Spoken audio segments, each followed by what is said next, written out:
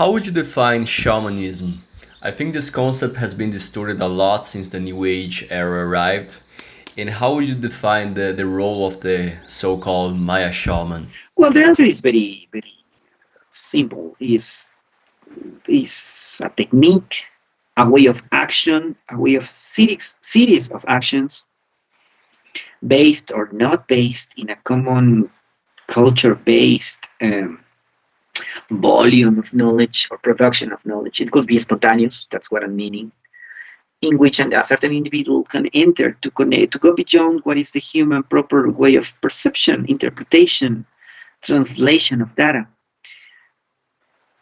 Because sometimes there's people that think about like special procedure ceremonies and stuff like that, but you can also do, especially if you talk about, for example, dreaming, shamanism, you can be just a natural dreamer and you can jump to some other realms or some other understanding of stuff without any cultural matrix, any way of previous predictated ceremony. You can do it just because you have that capability, and then you can do, as I said, dreaming shamanism, which is the safest way to also collect knowledge or data from the universe and from another entities, not humans, or whichever that in the end is. Anyways, you have a flow of new information. So it could be both.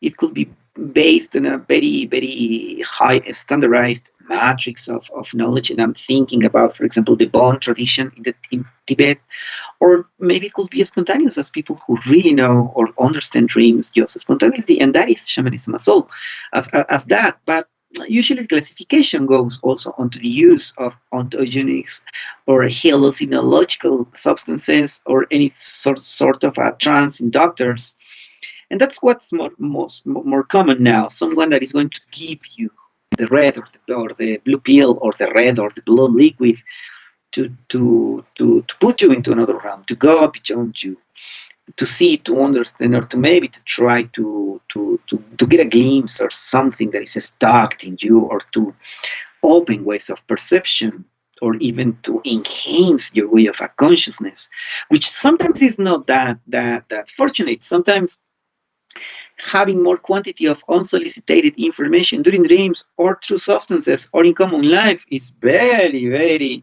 annoying. What are you going to do with that so much information?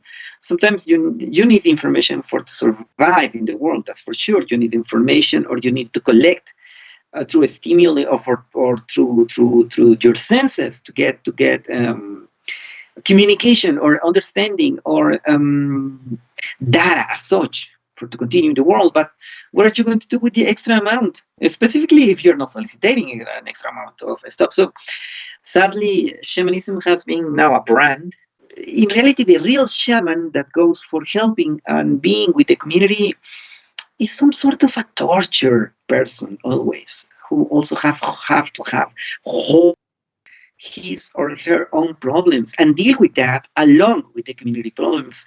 In Mesoamerica and in the Mayan ways, yes, you can go into enlightenment with some of your knowledge. You can improve yourself, your way of understanding, your philosophical or your mystical, even your spiritual way of understanding the world. But at the same time, you can sometimes there are things that are not really commonly happy. And for example, in the Mayan tradition, there's no use or consumption of any substances more than alcohol and the tobacco, but not as that for to go on a trip, because we already have had so many things to interpret or to read in the universe as the wind, the fire, as such, dreaming.